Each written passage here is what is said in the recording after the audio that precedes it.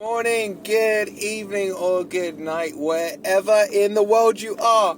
Hope you're having a wonderful day, and welcome to the drive along as I make my way to the most beautiful city on planet Earth, up to Nottingham for Forest versus Brentford.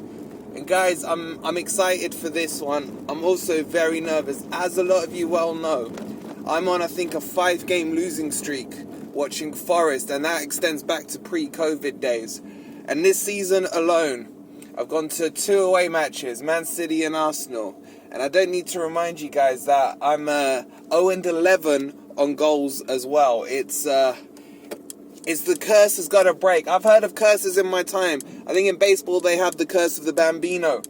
There's been loads of other streaks, bad streak curses. But there's also the curse of the Wolverine. So guys, please don't go too hard on me if we do lose today. Don't ban me if anyone's watching from Nottingham Forest Football Club if we do lose today. Because I'm confident we're going to win. Look, I've woken up in a good mood. It's not raining yet. It looks like it might rain. I'm off to pick up our boy Ez. Send him some love in the comments, please. He's feeling better today. And we should hopefully be at the ground at about 1:30. Now, lots to talk about. Firstly, if you want to come say hi, we'll be outside the club store. So make sure you come and say hi if you go into the game before it as well. But a lot to talk about. I mean, we've covered a lot of this off during the week.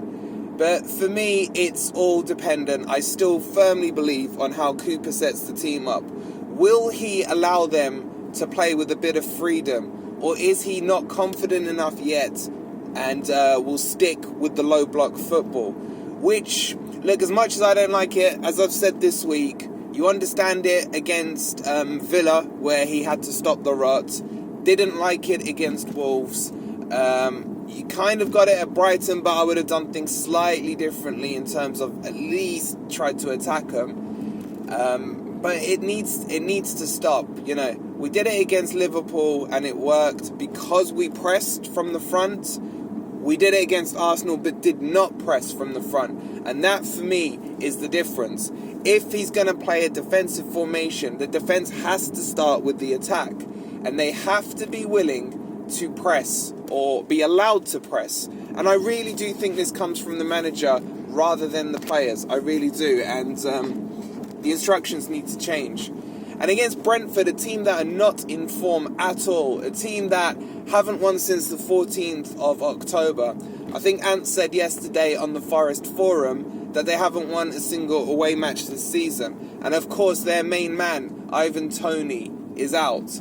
So there's a lot of good feel factors that the boys should take from the game today and should really, really look to press, be on the front foot. I think we're in for an entertaining game. I do believe Cooper will take the handbrake off and let them play.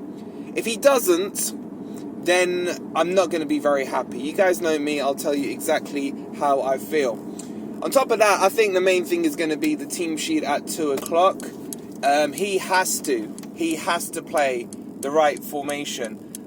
As I mentioned in the preview video yesterday, there's just something inside my mind that's just been niggling away for the last couple of weeks that he wants to switch back to a back three. And I really hope I'm wrong. I really do. Because as boring as we've been with the low block, we've been more solid. We've played better. And I just think going back to a back three doesn't work in the Premier League. There's only a limited amount of teams that do it.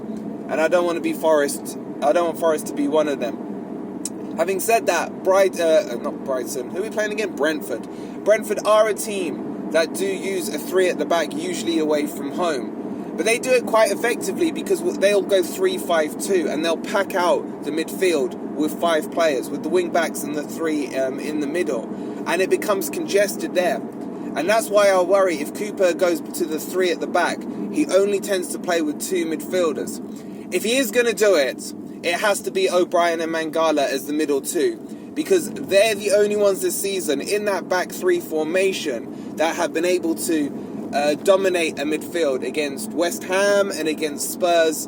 Against Everton. They were very good in the 2 and they tended to hold their own. So my worry is definitely formation, definitely selection. I'll say it now, I think Cook needs to be dropped. I really do. He had a great game against Liverpool, but he's not the answer to our long-term problem or question, whatever you want to call it. And he needs to bring... Look, a lot of people are at me because I want to see Bidet play instead of him.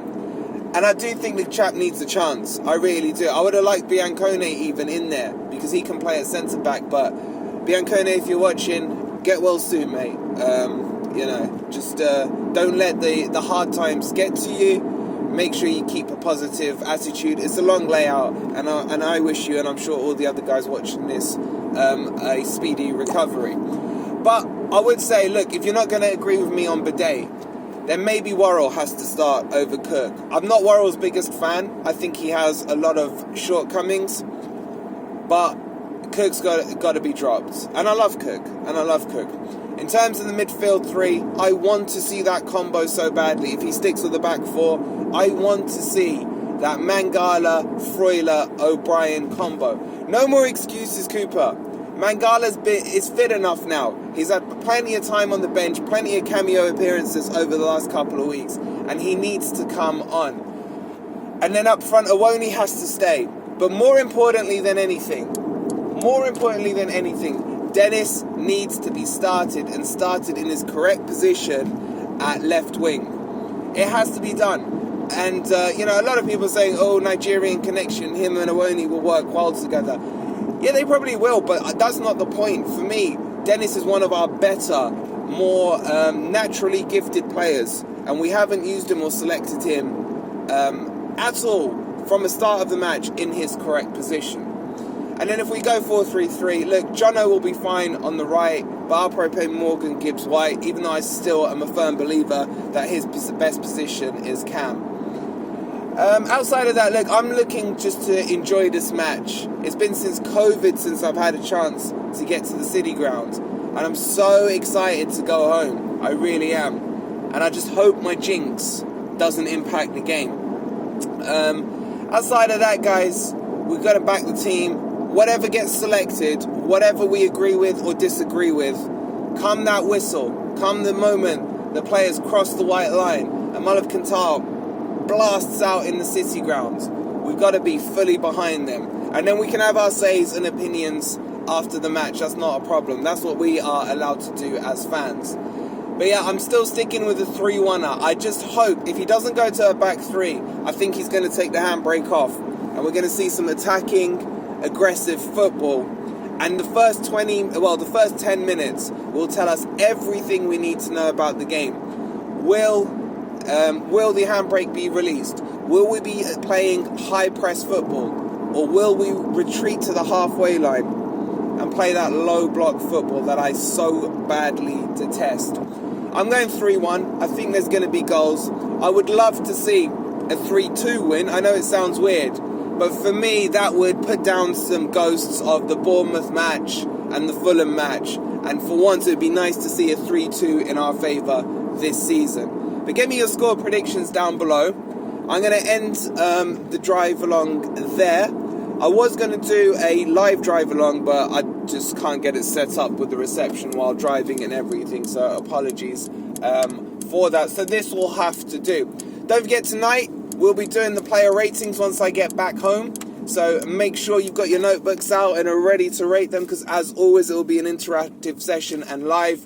And then if it's not crazy late, it depends how long Ant and Ez and all the rest of the guys keep me locked back up in Nottingham. And to be honest, they're not going to get much resistance from me, because there's no better place on earth I would rather be than there. But yeah, if we do have time, I'll get a fan forum going as well, so we can get your opinions, hopefully to talk about the victory, the 3-1 or the 3-2. Look, I'll take a 1-0, anything. 3 points is a must. This is a must-win game. Thank you guys for watching. I'm just about to hit the A1, and I'll be up in Nottingham very soon. Don't forget to like the video, subscribe to the channel, and come on you Reds!